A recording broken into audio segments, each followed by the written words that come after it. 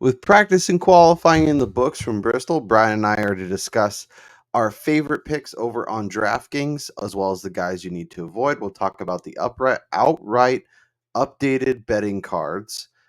Is there any value? Where should we be looking, at least at this point?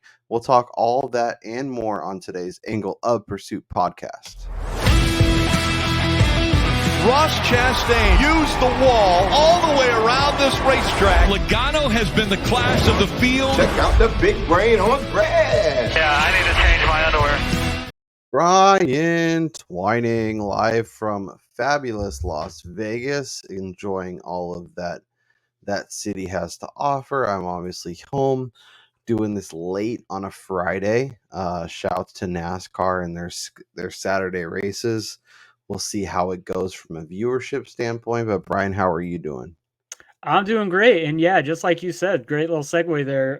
Viewership. I think this is going to be one of the most watched races we've had in quite a bit, just simply because it's on a Saturday evening. And this is coming from a guy who loves college football as much as anybody. But I'm sorry, you are not going to compete against the NFL on any weekend, despite whatever the slate may have on tap for people being crappy West Coast games. So Saturday night racing, I think, is it for NASCAR, especially when you got a Saturday slate of college football where there's really only one primetime game that is even going to garner a ton of attention from actual viewers. So, I think that's a big boon to that. And yeah, here in Vegas, already cashed a Lane Riggs Truck Series ticket 12-1 on Friday night or Thursday night. Wow, I'm all messed up with days here. So yeah, I'm excited for the race, man. The practice and qualifying was very entertaining. I think it told us a lot about who's going to be strong, who's going to be not. There were a few surprises, and I think there's a couple of people who came into the week expected to be amongst the favorites who I do not think are going to perform as so. Let's take a look at the pricing. Let's run through some of the names and see where we want to get involved. Denny Hamlin starting 8th. Kyle Larson starting 2nd. Chris Bell starting 6th. William Byron starting 3rd is your 10K and above. Couple Hendrick guys, couple JGR guys. Hendrick really showed out in qualifying, 4 guys in the top 6. Practice, depending on where you look and who you trust, kind of all over the board. Obviously, Larson is the dominant force. He is starting 2nd. He is 10-5. He makes a lot of sense. He's going to be very popular. But Hamlin, incredible here. Starting 8th. Very interesting. Chris Bell, incredible here. Starting 6th. Very interesting. And William Byron, kind of getting slept on.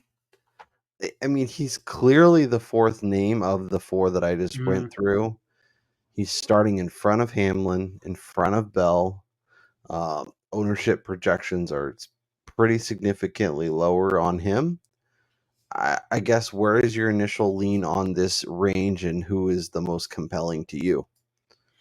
Well, I think Kyle Larson's probably going to be the most popular guy here. I know Denny starting 8th, you get those 6 extra placement points, and just his history at Bristol being, the winner. I think it's the last 2 times we've come here on the concrete. So, obviously he's going to be really popular, but from a dominator perspective and somebody who could throw down fast laps and also piggybacking off of practice, I think Larson's going to be the guy that everybody goes to. And like you said, I think Byron is being slightly slept on in this range. But again, I go back to the fact that he's never led a lap at Bristol, and he has to contend with Kyle Larson and another teammate in Alex Bowman right there, 4 laps led, while also starting just 2 rows in front of, I think, the guy from this range that is going to have the lowest roster percentage of the like dominator potential dudes, and that's going to be Christopher Bell. Starting 6th, I think he offers similar placement differential that Denny Hamlin does in terms of race winning potential here. He's been a guy who's ran up front in the next gen car at Bristol very consistently. And when you go back to the 3 next gen races on the concrete, it's actually Christopher Bell who leads the Cup Series in most laps led. And this is a guy that we've seen before at tracks where he unloads really fast. He can get out front and throttle the field. And so I think 10-3, you're saving a couple $100. You're getting 4 placement points off of Kyle Larson here. Larson's going to be taking on all of the ownership, and so is Denny. And then I think between Bell and Byron, I would rather have Bell, who we've seen him before, get to the front. Whereas Byron, like the last 2+ months, he hasn't really been a guy that is running up in the lead of races outside of just through pit cycles or anything like that. So give me Bell out of this range as the most appealing for me. I like that call quite a bit. I'm looking at a couple different projection sets. One of them has basically Hamlin, the Larson, Bell as like a cluster. They're all about the same. And Yeah. a significant drop off to Byron. If that's the case, I'm a little more interested in Byron, but our guy Win the Race just posted his projections, and he has Byron and Bell a lot closer in terms of ownership percentage, and then a massive gap, and then Hamlin, and then another massive gap, and then Larson. Yeah. I trust Ryan. I trust Win the Race. So I'm probably going to lean a little more that way. And if that's the case, Chris Bell is super compelling, as you mentioned. We also talk about how there is direct correlation between DFS and race odds. When you look at the post-qualifying outright board right now, a little preview here, the 3 favorites all within 5-1 or 5.5 to 4-1 are Denny Hamlin, Kyle Larson, Christopher Bell. And if you were to tell me that these 3 are the ones that ride up front all day long, it's going to be a surprise to nobody. So why eat the ownership of Hamlin and Larson when it's actually Christopher Bell who's been the elite performer at Bristol in the next gen car? That's a phenomenal call. I also am going to, obviously we'll build some lineups here in a little bit. I might try and push us into grabbing 2 of these guys and seeing if we can do it. It might be, that's going to be difficult this week. A little too aggressive for us, but I think it might be a good exercise to at least try and see how we can do, because we expect these guys to be up front, and if these are the two, if 2 of these guys are the dominant cars for the majority of the day, as we get a lot of laps here, a dominator in a second dominator are gonna be critical, and getting those guys right is going to be really, really important. Let's talk the next range. Chris Buescher, 17th. Brad Keselowski, 23rd. Ryan Blaney, 22nd. Joey Logano, 20th. Another Hendrick and Chase Elliott, starting 10th. Kyle Busch, 29th. Actually, no, Kyle Busch is the next range. So let's just stay with the 9K range from Buescher, Keselowski, Blaney, Logano, Elliott. I want to talk about Penske. Looked incredible in qualifying, but Penske has been ass at Bristol. Sometimes it's not their fault, sometimes it is their fault, but they all look like rocket ships in practice, but qualified poorly. What are you doing with Logano and Blaney? Because they're both starting 20th and worse. They're reasonably affordable at 9K. They make a lot of sense. If they have the car that they showed in qualifying, they make a lot of sense. But I don't know, Jim. Yeah, I think there's a fair amount of gap or distance between Ryan Blaney and probably the rest of the guys in this range in terms of what we saw during the practice session. It wasn't close in terms of who had the best car here. And for what it's worth, Ryan Blaney is no slouch at Bristol in terms of just during the race. It's strategy or it's just unlucky type of things that happen to him that have made him have results that look like absolute dog shit. But this is a guy, he's led laps on numerous occasions here. I mean, if you go back just a few years to Bristol, this is a guy that was been running. He ran up front multiple years in a row here. So he's no stranger to being really good here at Bristol. I mean, you go back to 2018-19, you're talking about a guy that led over 100 laps in 3 consecutive trips to Bristol Concrete. So he can do it if he's got the car. And it almost seems like, especially just going back real quick, during his pre-practice interview, he did not sound like a guy who had completed 2 laps total in 2 of the previous 3 races. He was very calm. He must have known something about the car that they were about to unload with, because despite them qualifying 22nd, we've seen guys before work their way through the field here, whether it was after a pit cycle or just start. Kyle Larson a couple years ago, where he had to start from the back. Like we poo-pooed that and said, "Oh, it's going to be so difficult at Bristol." He found himself up front, but before the end of stage 1. And I think Ryan Blaney amongst the Fords this week clearly has the top car. If anybody is going to be able to get up there and compete for a race win, I think it's going to be him from this group. Yeah. And are you part of the, if Blaney is good, then Penske's going to be good, and maybe Logano doesn't quite have the ceiling, but given that he's starting 20th, he should still be like a top 10, top 8 car by the race end and be something you're interested, or are you just kind of Blaney and that's it? Yeah, for me, it's probably Blaney and that's it. I do have a little bit of action at the betting window of Logano over Chastain at a plus money matchup prior to practice. So obviously, he doesn't need to run inside the top 10 for that to cash. But going back to the last year, probably two plus years here at Penske, though, traditionally it's been one Penske guy has been really good, and the other 2 have just kind of been mediocre. Outside of super speedways where all 3 of them are really good, it's usually Brian Blaney's really good, Logano's kind of crap, or Logano's really good, Blaney's crap. So I think Blaney is just going to destroy his 2 teammates. And, amongst this group right here, you have Chase Elliott, the most popular driver. HMS looked great. You have Kyle Larson sitting at top. He's going to be very popular. So, people are going to look at Elliott and be like, oh, he's probably got good car too. And he's been fairly solid at Bristol. And then you have the 2 RFK guys, which I don't think they're close in terms of what I expect out of them this weekend. For me, it's Chris Buescher and Brad Keselowski way down here, especially after hearing Brad Buescher, Blaney, Keselowski, and Logano.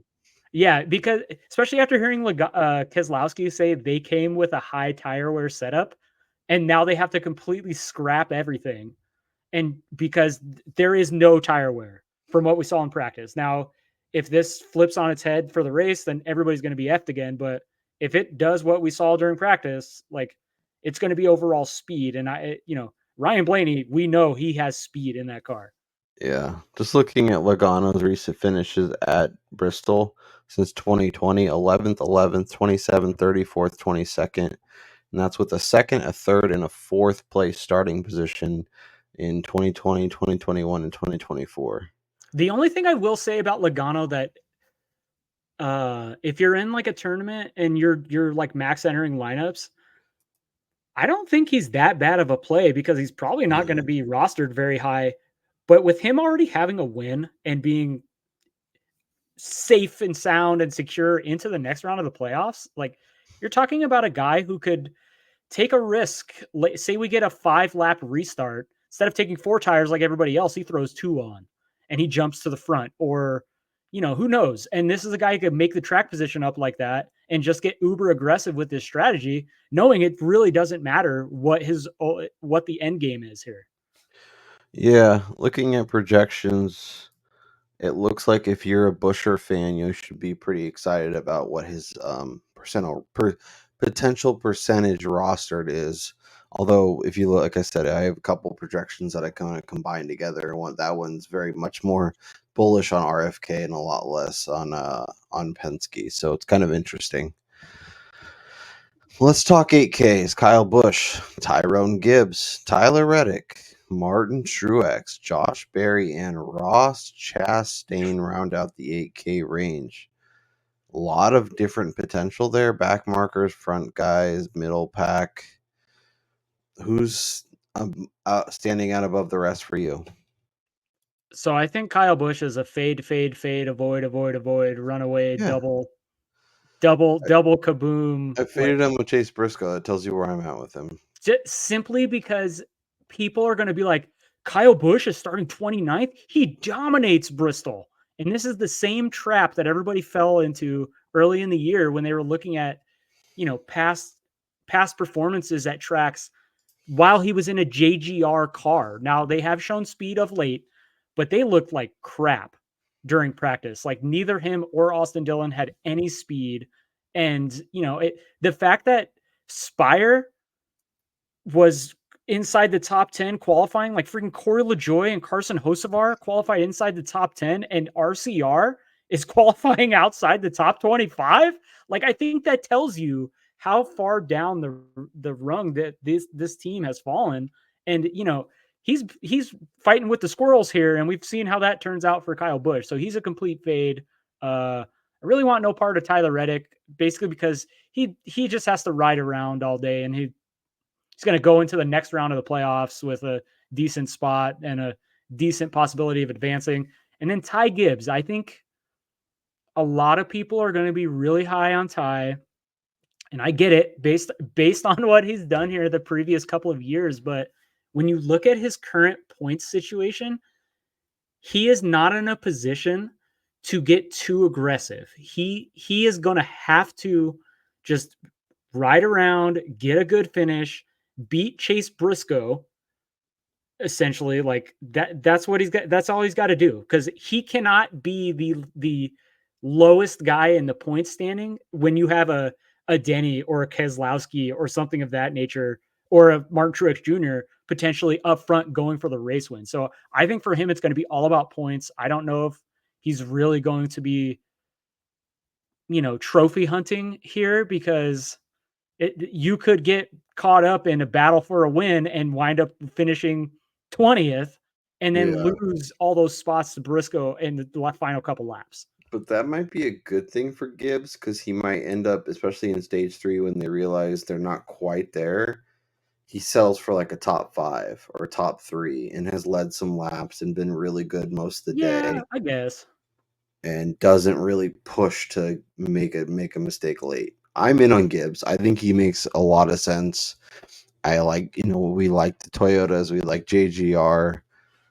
I think he just gets us. I don't know. Well, I mean, the thing though is he gets us, but so does everybody else gets us too. That's the problem. Like, I'm going to assume, because I don't look at the roster projections, that he's probably going to be 30 plus in tournament play. Like, he's a guy who's been really good here. I mean, amongst the best the last 2 years. Yeah, so he's in the low 20s. So obviously everybody's going to gravitate to him, but I don't know. Yeah, I mean, if you want to pivot to Reddick, like Reddick is is same price range, same starting range. No one is going to be on him. He was significantly slower though than he's terrible here, and there's a lot of reasons why he doesn't. Yeah. If you're Some doing guys just don't rip they just don't rip Bristol well, and I think if you want to pivot, that's. I mean, I don't like it, but Reddick's really good, and he's been awesome all year. Yeah. I don't know. Any interest in anyone else? Truex or Barry? You can't, or even Chastain. You can't get me on Truex. I know. Oh yeah, no, I have zero interest in his car. I know there's a lot of reasons to be excited about him. Yeah. And if you want to start him with Bell or him with Hamlin, it's a nice way to start your dominators. I can't trust him with your money, so I'm not trusting him with mine. Well, I think when you look at a guy like Truex, who, I mean, he hasn't been good at Bristol throughout his career. He had a short spurt there, shortly after joining JGR, I think it was, where he put together some decent performances, but he's never really qualified that well. This is his first time qualifying as well as he did. He even mentioned it in his post-qualifying interview. And, if we're not going to have the tire wear that we did in the spring, I'm less excited about a guy like Truex, who that's where he makes up the ground in terms of speed and just not being able to maneuver through the field versus the rest of the guys. So like when he's racing up against Kyle Larson, William Byron, even Denny Hamlin, Ty Gibbs for it. Like, I think Ty Gibbs is probably gonna be faster than him. I just don't really have a good handle on what his strategy is going to be like either. I mean, the guy he surely sounds like he's already on his boat. Yeah, he's going fishing. Yeah, like he's on his paddle boat in the middle of a lake right now. That's kind of. I do like I think it gives Gibbs a bump if we get a little less tire wear, a little less tire concerns, because that was a big part of early in the year why he struggled with short tracks. I think he could be awesome here, and if he doesn't worry about that. Let me just add real quick though. I do think that Josh Berry still makes for an interesting play here. I don't really care about qualifying or what they look like in practice. I mean, you're talking about a car again, just like we said. I believe it was Richmond earlier this year. This is a team, the 4 team with just everybody surrounding, encompassing it, that performs extremely well at these tracks. And Bristol is one of them. Barry was really good here in the spring. They just didn't matter tire wear or not. Like, he's just good at this type of track. He's a short track racer, starting 25th. He's going to have a ton of placement points and 8,200. I think of this group, even more so than Gibbs, I think Barry is a little more intriguing to me. And I think that's a really, really good pivot for a tournament lineup. So remember that when we're building, because he's probably $500 to $1,000 more expensive than people really want. Like if he was 75 or 7,300, he'd be in like every lineup. Everybody would be all over him. But at 82, he gets a little pricey. Yeah. And so I think he makes for a really nice pivot. That's a good shout. Let's talk 7K. Chase Briscoe, baby, starting 5th, 7,800. Alex Pullman, the showman, starting on the pole, 7,600. Bubba starting 11th at 75. McDriver starting 18th at 73. Spindrick 27th, fast in practice. Do we trust it? Not in qualifying. Has been pure ass at this track. He was, let's see, he's finished 31st, 32nd, and 20th. And he's had a driver rating of 35, 27, and 45, which is bad. Dinger is the rounds out the 7K range. Are you any interest in going to Bowman as a potential dominator to pair with definitely. a Larson? Huh? Oh, 100%. I think Alex Bowman is probably one of the pivots of the week. How do you not want to get involved with this guy when during practice he looked great? Like, HMS as a whole looked really good, and Bowman had decent fall off times. This is a guy who has a newfound lease on life, I guess you could say, with the news that what Justin Haley is going to the number 7 car full time next year. Which, by the way, we didn't even hit on that. NASCAR made a trade. Yeah, I was gonna mix it in there. We were talking LaJoy and Spire, and they talk about it next week. Yeah, we'll talk to that later. But next week or the week after? Next week at Kansas, they're going to start it. But I think a lot of people are going to forget that even coming into the playoffs, like the playoff media day, when everybody else is celebrating being a part of the 16 driver field, Alex Bowman was fielding questions about his potential future with HMS because nothing had been announced for the 7 car. Nobody had come out to corroborate any rumors or, put him down. And he was fielding questions about his ride. And this just essentially poo-poos all of that and just solidifies his spot in the 48 car for next year and possibly going forward.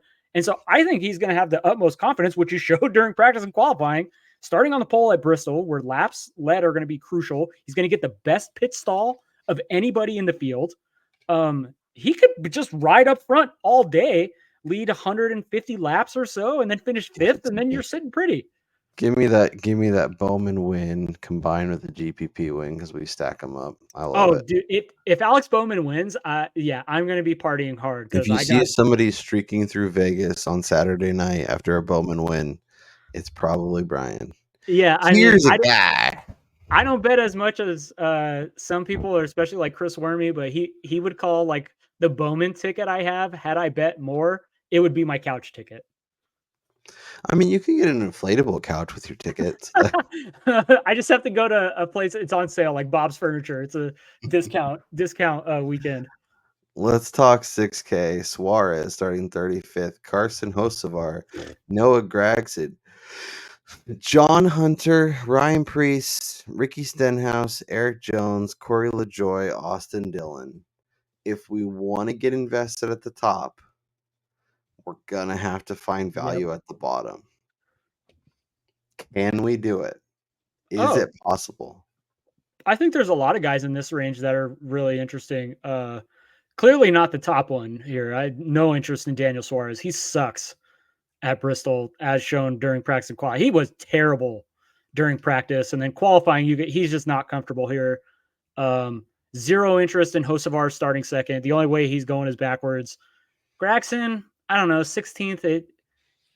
It'll be interesting to see how well they perform this week. John Hunter Nemechek now, he's going to be really popular. So obviously, if you're building a bunch of lineups, you're going to have to put him in there because he's really strong at this track. But I think that Ryan Preece starting 14th, he already has that built-in track position to where you don't have to worry about him fighting through the squirrels.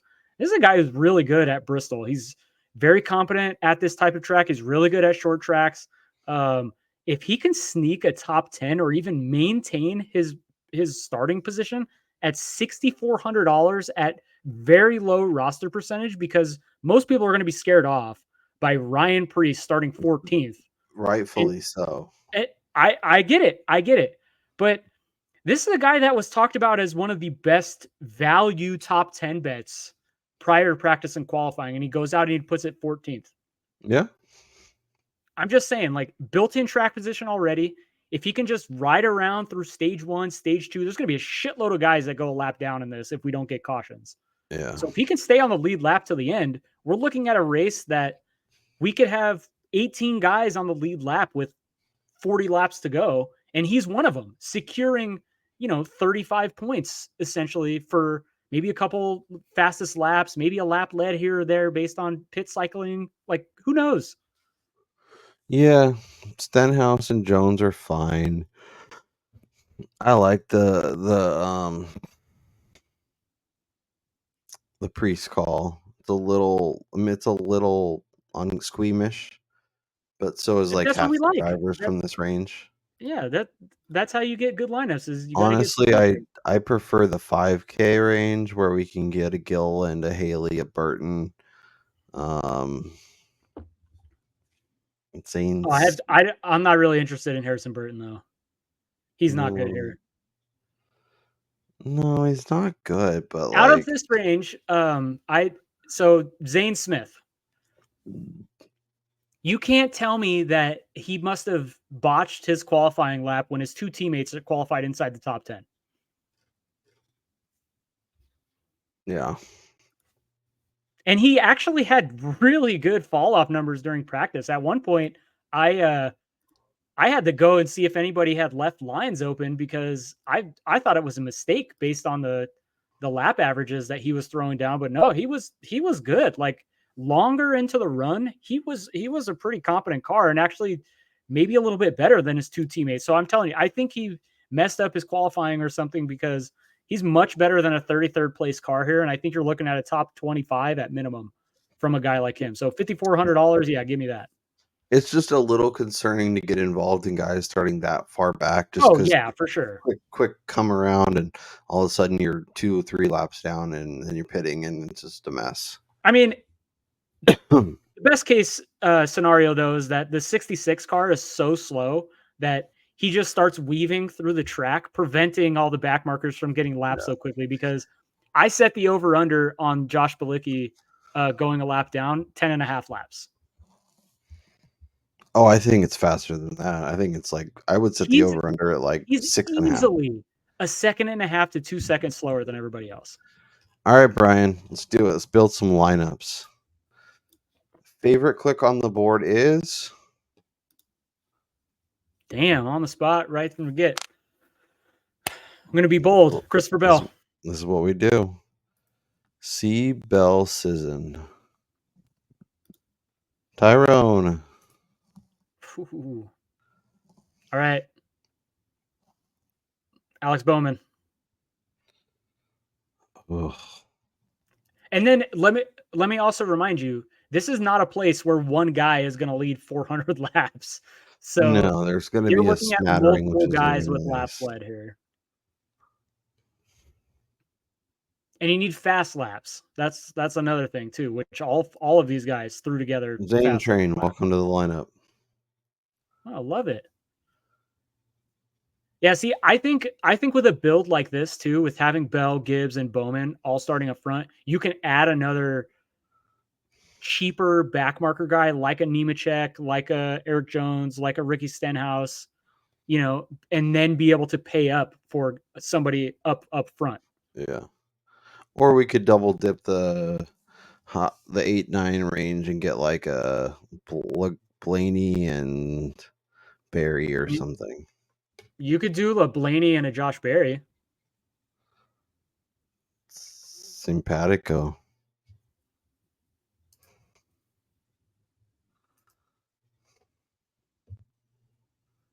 What a fun lineup.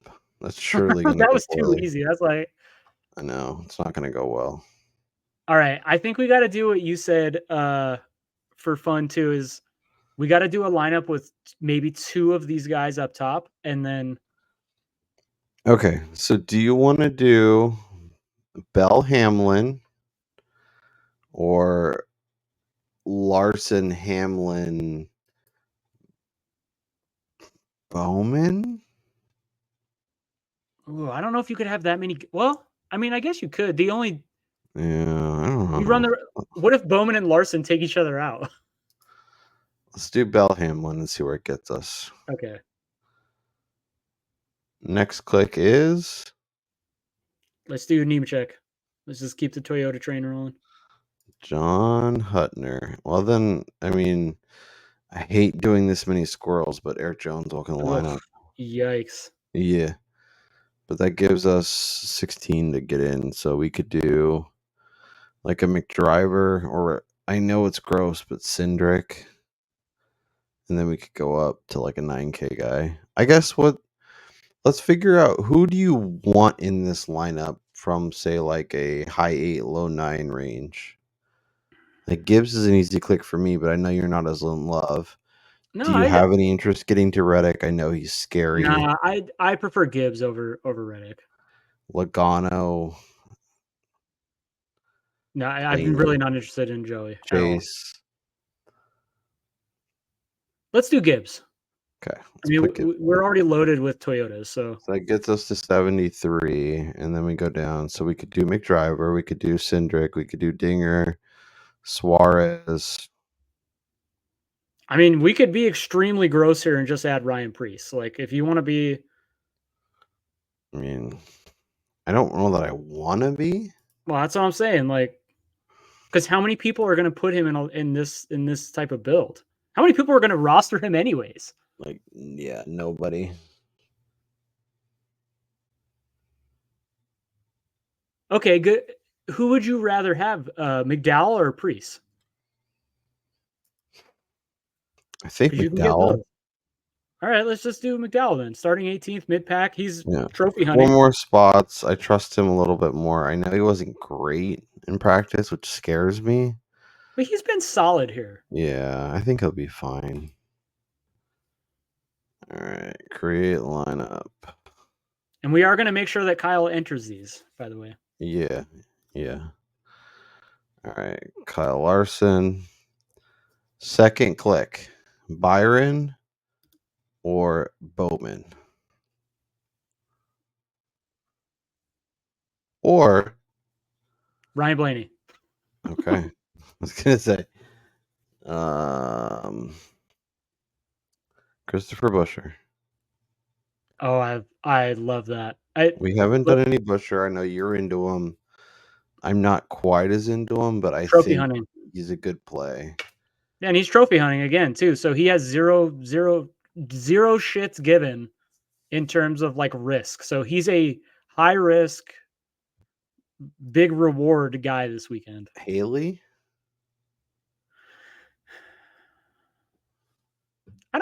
I don't dislike Haley, and he is safe. But I don't know. I might rather Gilliland. You might rather what? I might rather have the Pickle Man. Why not both? That's gross. It is gross, but that's how we get. This is how we win. Oh, I think this is a fun lineup to have either Gibbs or Barry. I think with I think with the I think with the lineup that we have, we need to get to Gibbs and we need him to get to the front early. Yeah. Well, the thing though is that Larson, I mean, if this is assuming Larson doesn't jump to the front and beat his teammate from the we get need and get We need Larson to get to the front like immediately and just dominate for like a stage and a half. So Should we get another top 7 car in here?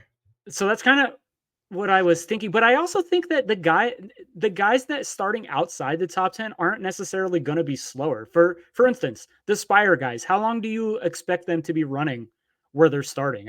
I give it, 20 laps and they're going to be falling outside of the top 10. I will say our guy win the race has 3 of these names projected as his top 3 options on DraftKings. So I think this is a fun lineup. I know it's scary. Who's that? Larson, Blaney, I know Busher? it's a little uncomfortable, but these are the lineups that carry us. Yeah. Done, and done. Chris Bell, Blaney, Gibbs, Barry, Bowman, Zane Smith, Denny, Bell, Gibbs, McDowell, Nemechek, Jones, Larson, Busher, Blaney, Gibbs, Gillen, Haley. This is my favorite lineup of the 3, and that means it's probably The going to go down final in one? flames. That's funny. So I think from a pivot standpoint, I'd say it's the first one for me, just with avoiding Larson, just because he's going to be the most popular guy. That is a fair point. I am going to enter these on the screen so I don't forget to do it later, especially with Very nice. let's go tournaments. I don't understand as you're doing that. I don't understand why sportsbooks are so slow to release the post-practice odds. Like, it's not like this thing ended an hour ago. Because they don't care. Yikes. Where is it? Where's the 3? Oh, it's 3 max, $3. Here we go. Enter.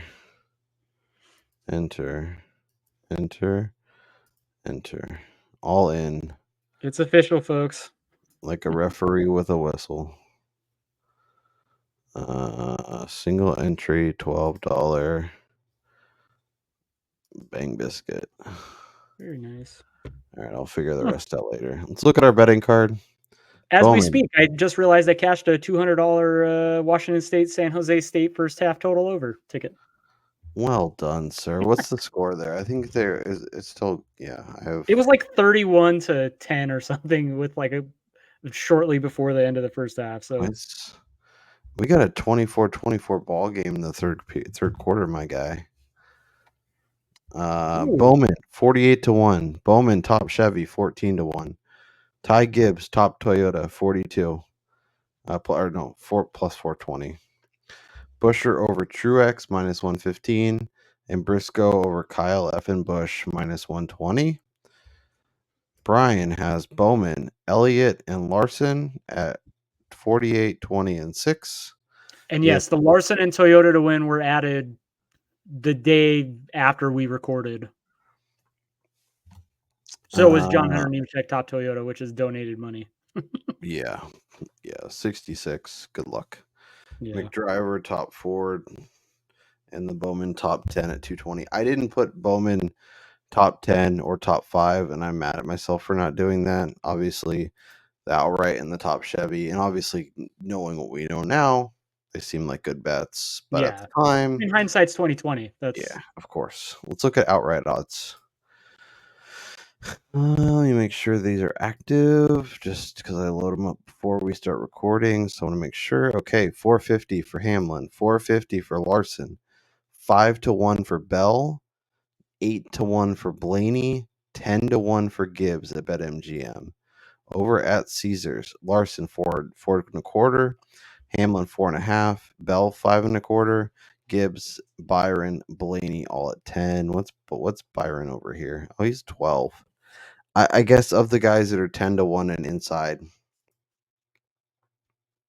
any way to get involved, with any of them? Anyone you're feeling particularly compelled to grab some exposure, or are you like, I'm good? The fact that we run 500 laps here, and it's in close proximity to each other, and there's so many instances of having to work through lap traffic. I'm terrified of betting anybody 4 or 5 to 1 Is there at going this to be track. a live betting opportunity Yeah, with so that's hit kind of what I was cycles? thinking. Oh, And then I will say, so I think Blaney is actionable at double digits still. yeah. And then Gibbs is really interesting. If you can get him, I don't know if I like the 10 to 1 number, but if he floats back out to like 11 or 12, if say like Bell and Larson and Denny keep taking on money, and Blaney, I think Blaney's going to start taking some sharp action just because of how good he looked in practice. But I think Gibbs will float a little bit. And so I don't mind getting him. If he gets up to 12, I don't hate grabbing that. Yeah, I'm trying to find. There's not like. Yeah, like our offshore has Gibbs at 12. I'm tempted to fire on. That's actually pretty good. Yeah. I mean, obviously, for show purposes, I have Toyota to win plus 115, so I'm covered with all those guys, and I'm glad that I did that. And I have a little bit on that right now. It would like cover some of my actual outright bets, but yeah, I can't get in that short on the favorites right now. Yeah. Especially because if you're watching this race and we're in stage 3 and you got 100 laps left and Kyle Larson's out front, you're probably still going to get one even money or 2 to 1. And I don't know. I know some crazy shit can happen, but I would almost rather see that and just confirm the fact that he has the best car on track and let him get through the super long beginning of this race before I fire on something that short. What about the next range? So obviously Gibbs is 10, but then we have Truex at 12, Byron at 12, Keselowski at 13. There was a 14 over at Caesars. Chase. He's 16 at Superbook here in Vegas for what it's Yeah, worth. Busher is 18, Chase at 20, Bowman as long as 20. Obviously, we have our Bowman exposure. Would you bet Bowman at 20 or longer at that? Yeah. Yeah, I think that's fine. I think if you're talking, I think 18 would be the lowest I would do. Yeah, I mean, it'd be hard to get there underneath the 20 number, but I mean, if you're going to tell me that I get the pole sitter from Bristol at 20 to 1 when this is a track that where guys win from the front. This is not a place where guys can drive through the field usually. Now, one caveat to that, there is a guy who I added. I got a much better number than what is on screen here. Again, Superbook here in Vegas, but that's Chris Buescher.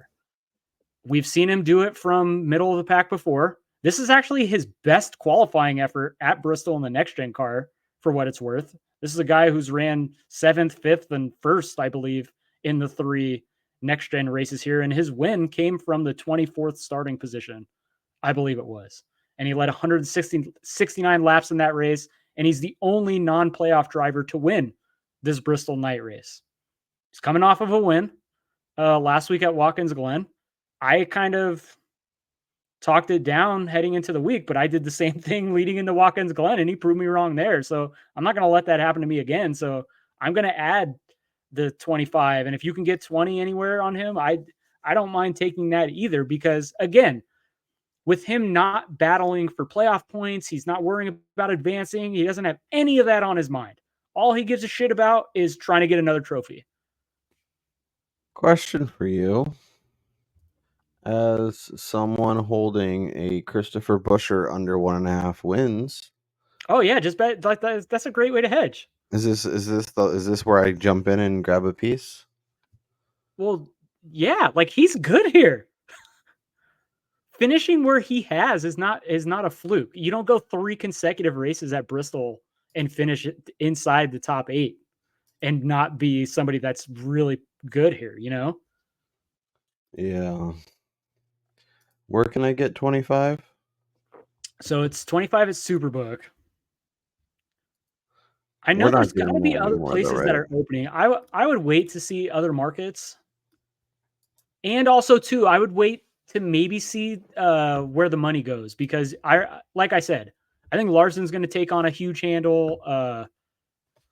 Blaney, he's going to start taking some sharp action. I mean, even with Bet365, Blaney and Gibbs are actually inside 10-1 right now. So For show purposes, I'm adding 20-1.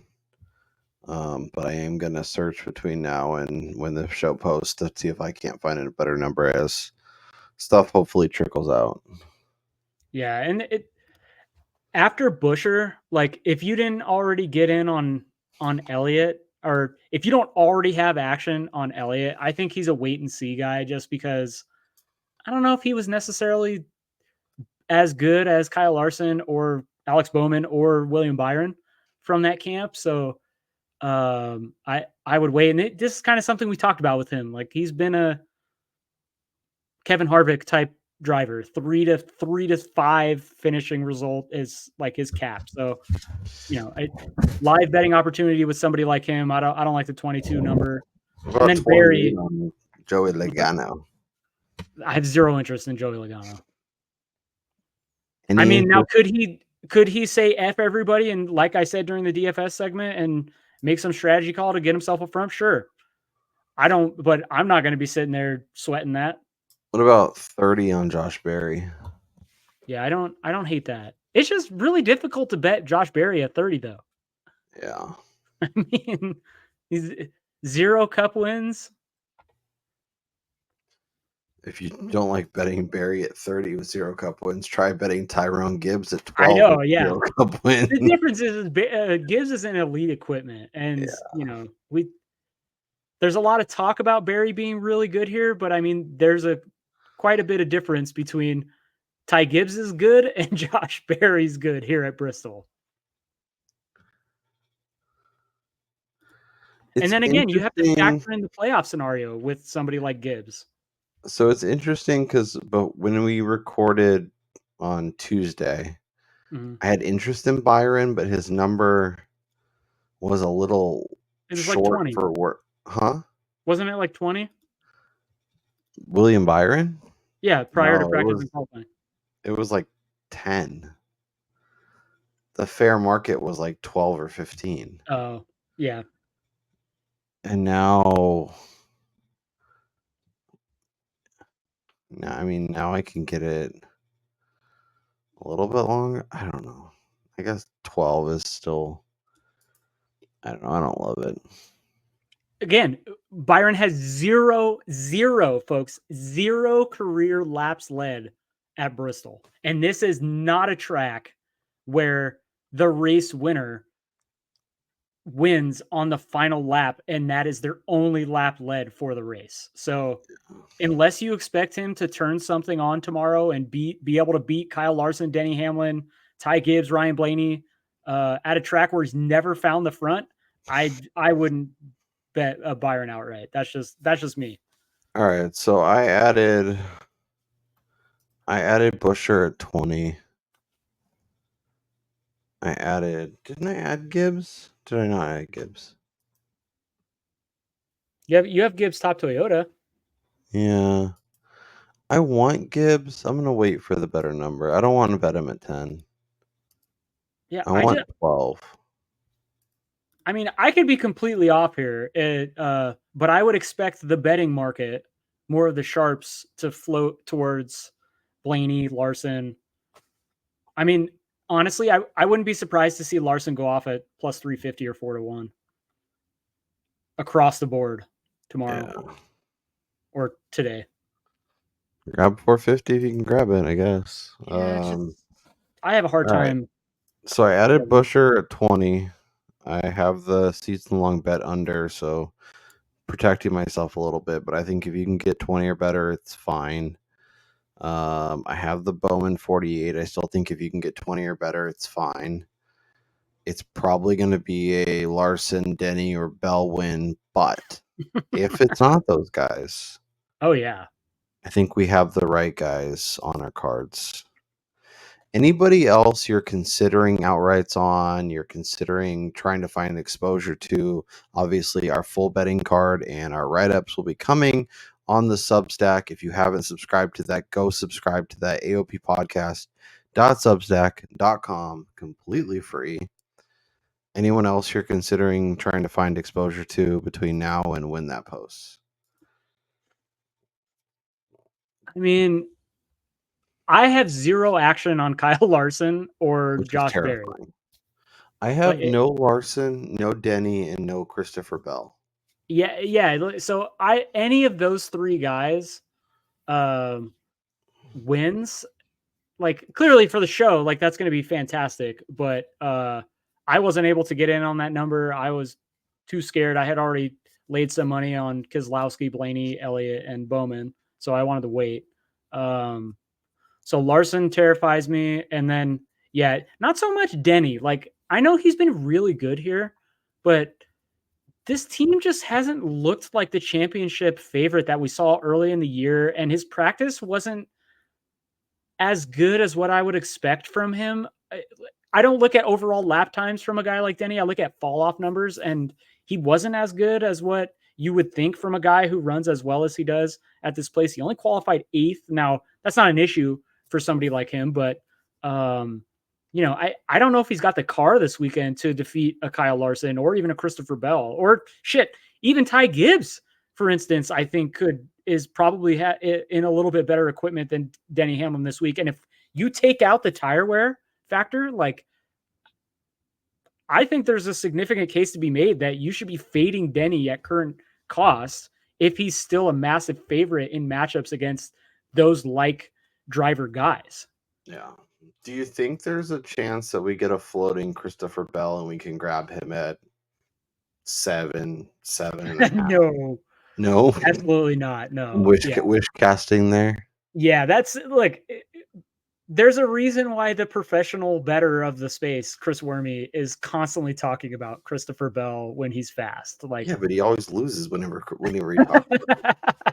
That's very true. But if we get a pre-race poll tomorrow and he's talking about Christopher Bell, hedge out of all your bets.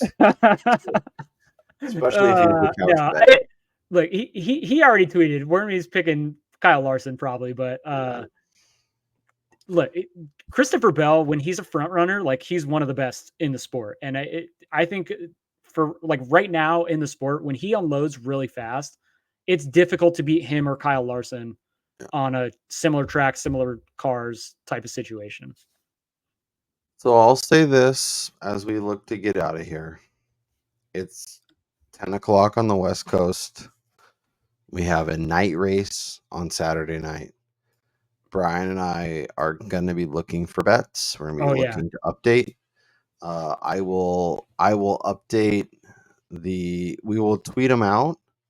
I will also, maybe an hour or two before the race, I'll push out an update for the Substack with the full finished betting card. So if Brian and I add anything, I'll update it there. So you can subscribe and get access to that. You can also turn on notifications for our tweets. We will post anything we add, or if we find better numbers, if we find good stuff, we'll definitely be sharing it. We'll try and get as much information out to you. With that being said, Brian Twining, I think it's time we power this down. I think it's time we get to work on finishing up our newsletter. And I'm going to be up all night shopping lines. That's all I got to say too. So Brian will be tweeting out lines at 3:00 in the morning because he found some Bet US or Bally's or Bodog or I don't know. Look, when you other people Vegas and they go partying, I come to Vegas to stay at my condo and stare at my phones and computers shopping odds. Okay? Ready to attack. For Brian Twining, I'm Kyle Robert. Enjoy the race. Let's cash some tickets. Let's win on DraftKings. And let's come back all next week to talk round 2 of the NASCAR playoffs. Go Alex Bowman.